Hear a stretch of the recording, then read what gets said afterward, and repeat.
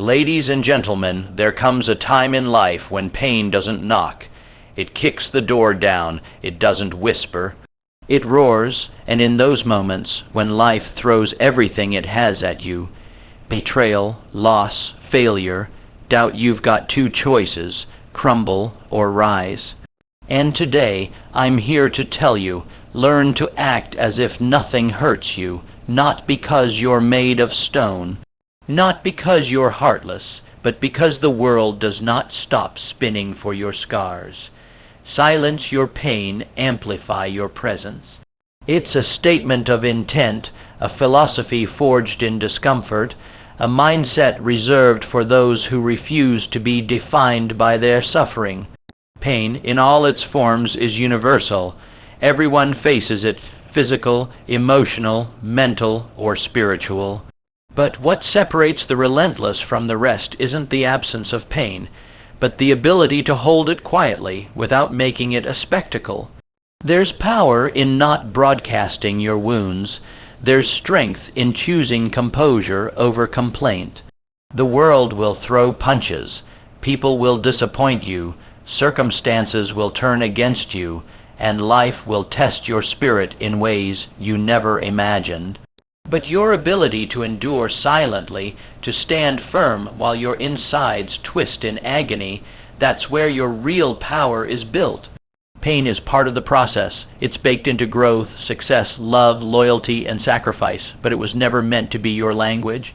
Speaking in pain, moving in pain, breathing pain into every room you walk into only makes you smaller in the eyes of those watching. And they are always watching, colleagues, competitors, friends, strangers. Some genuinely care, most don't.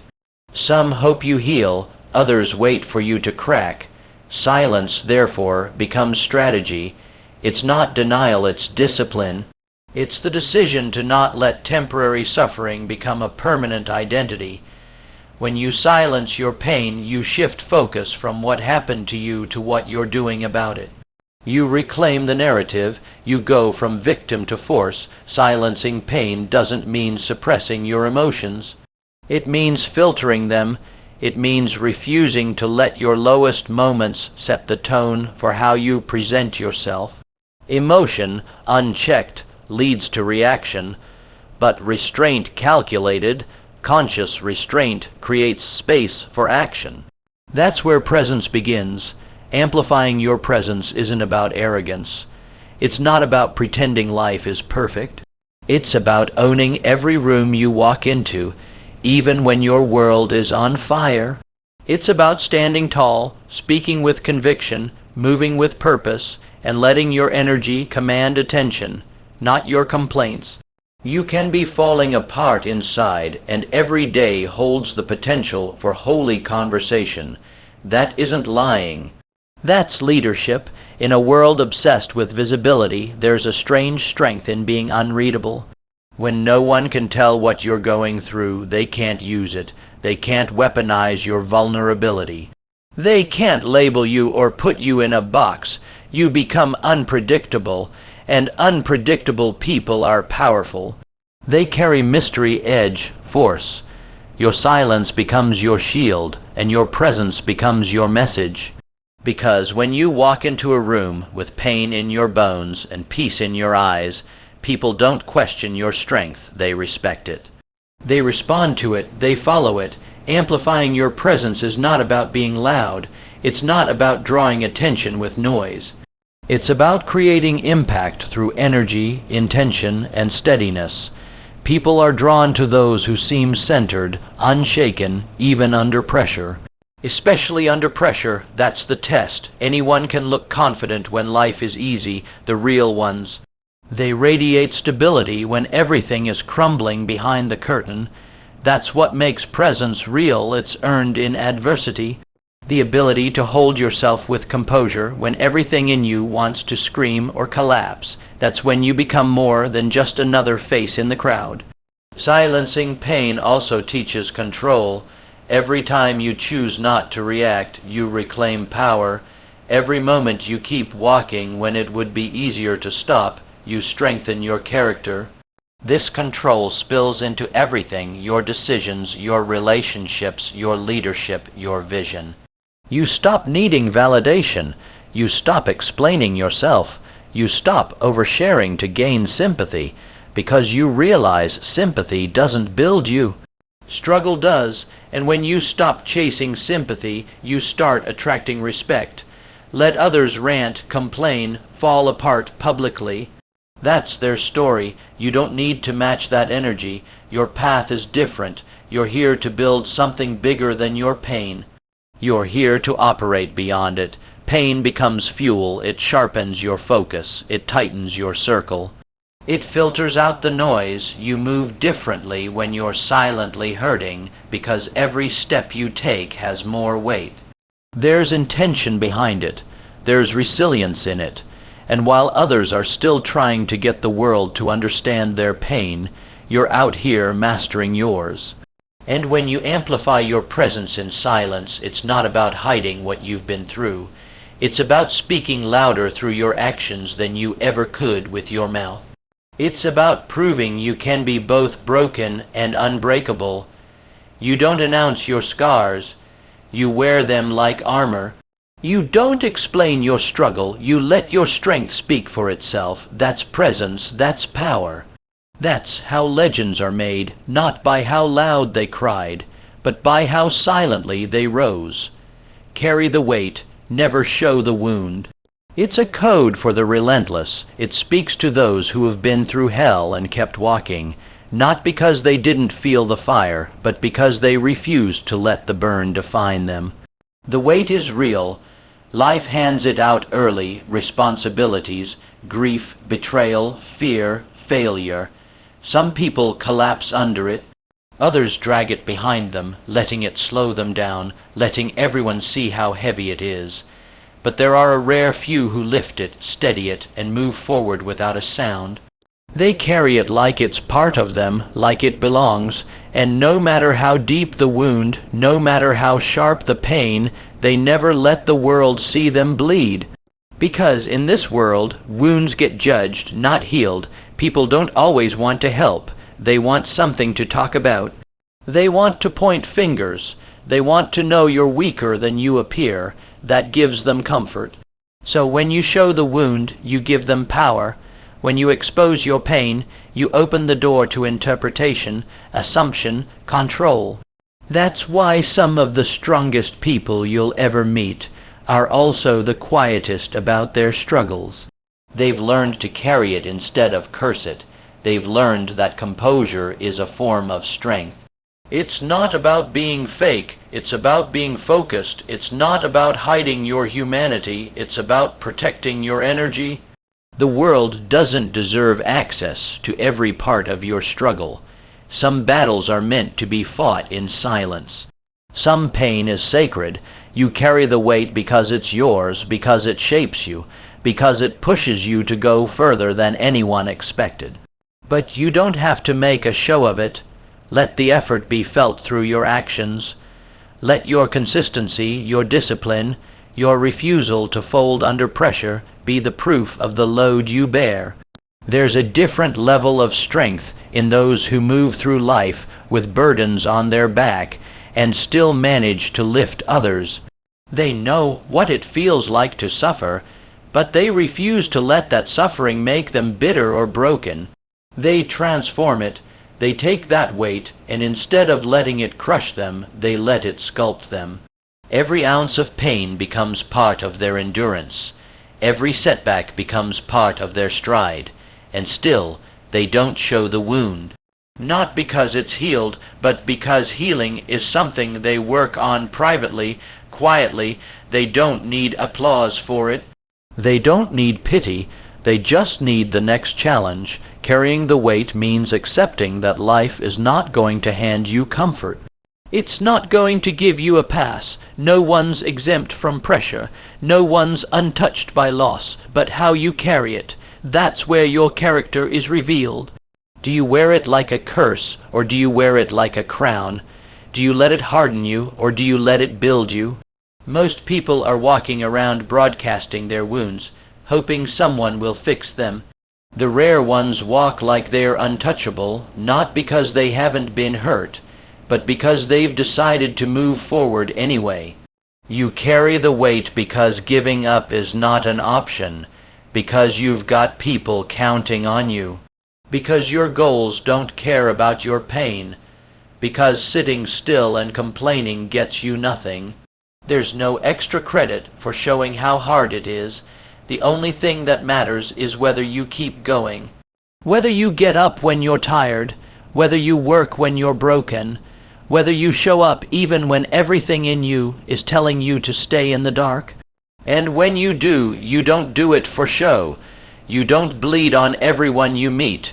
You patch yourself up, hold your head high, and walk like you've never been hit. This doesn't mean you don't feel.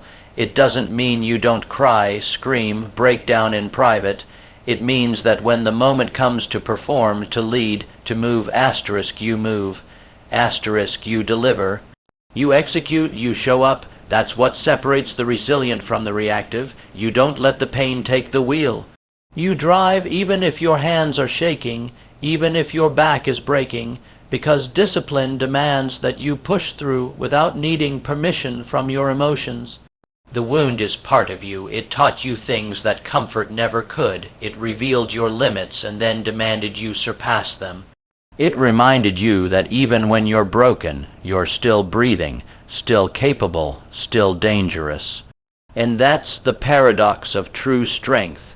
It's born from weakness, shaped by struggle, and hidden behind calm eyes. You walk into rooms with quiet intensity, and people feel it. They don't know what you've been through. They don't need to. The weight you carry speaks for itself. It's in your posture, your pace, your precision. You don't need sympathy. You don't need recognition. You don't even need to be understood. You just need the mission. The work, the path, because the real ones don't chase relief, they chase mastery. They're not looking for the easy road. They're looking for the road that demands more. That's why they carry what would crush most people. Not to prove something to the world, but to prove it to themselves, to show themselves they can take it. Handle it, grow from it, become something more because of it, and the wound, that's yours, that's sacred ground. You've earned the right to keep it to yourself. You've earned the right to not explain. Let people wonder how you do it. Let them guess how you keep moving. Let them be inspired by the fact that you never fold, because in the end, your silence is a language all its own. It's a message to the world. I carry the weight, but you'll never see me bleed. All of it comes down to one simple truth: strength is quiet. The real kind, the kind that's earned through long nights, unseen battles, and uncelebrated victories. The kind that doesn't ask for permission, doesn't wait for applause, doesn't beg to be noticed. It simply exists. It speaks through presence. It's written in your ability to keep moving when life tells you to sit down. It's proven in your refusal to break when you have every reason to fall apart. And it's captured in your decision every single day to act as if nothing hurts you, to carry the weight without showing the wound, and to silence your pain while amplifying your presence. It's not about being emotionless. It's about being unshakable. The pain is still there. The weight is still there. But it doesn't define you. It doesn't own you. It doesn't lead. You lead. You set the tone. You decide how the world will experience you, not your pain, not your scars, not your trauma. You, that's the difference between living in reaction and living in purpose. People who react to pain become passengers in their own lives. People who move with purpose, even while carrying pain, become unstoppable. The discipline of restraint builds a quiet type of confidence. You don't need to talk about how strong you are. You live it. You don't need to prove you've suffered. You walk like someone who has nothing to prove. That silence isn't weakness, it's depth. It's self-control. It's awareness of who you are and where you're going. There's something unbreakable about someone who's been through hell and walks like they built the road. That's what presence looks like. That's what power feels like, and it's not given, it's earned. Through every moment you choose grace over reaction. through every time you choose to stand tall with heaviness in your chest, through every step forward when everything behind you tells you to turn back. There's something deeply human about pain, but there's something deeply divine about transforming it. Not wearing it like a badge, but using it like a tool. That's the path of growth, and it's a lonely path. Not everyone will understand. Some will call you cold. Others will say you're hiding. Let them talk. Let them wonder, let them misunderstand you, because while they're caught in noise, you're building in silence. You're getting sharper, stronger, calmer. You're teaching yourself to trust something deeper than emotion. You're learning how to be steady in a world that rewards chaos, and that steadiness becomes your identity.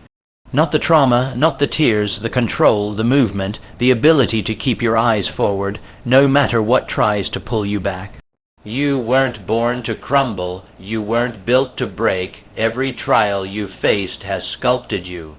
Every weight you've carried has carved character into your bones, and every wound you've hidden has made you more capable.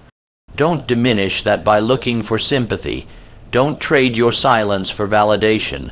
Don't betray your own strength for a few moments of comfort. You are becoming something that very few ever choose to become. Disciplined, grounded, resilient without the noise.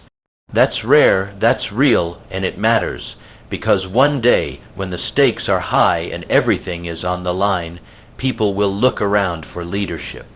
For someone calm under pressure, for someone who doesn't crack, and all eyes will land on you, not because you shouted the loudest. Not because you begged for attention, but because when the world was loud, you stayed quiet. When the world was falling apart, you stood solid. When others broke, you carried the weight and didn't show the wound. You were consistent, steady, unshaken. And that kind of presence is unforgettable. So walk with it, all of it.